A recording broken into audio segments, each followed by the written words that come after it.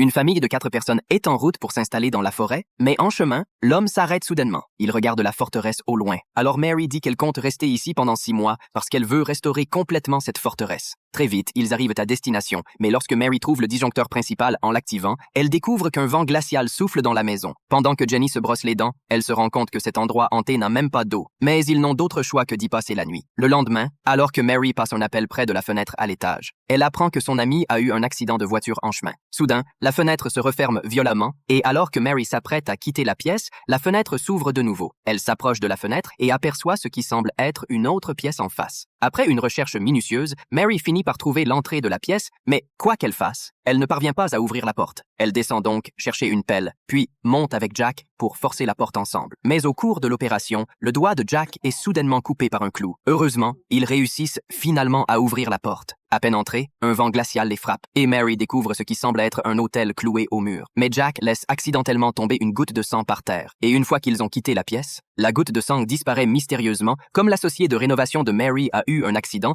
elle doit chercher un ouvrier local pour l'aider. De retour à la maison, elle prend des photos avec Anna, et quand elle transfère les photos sur l'ordinateur, Mary remarque une silhouette floue devant une porte.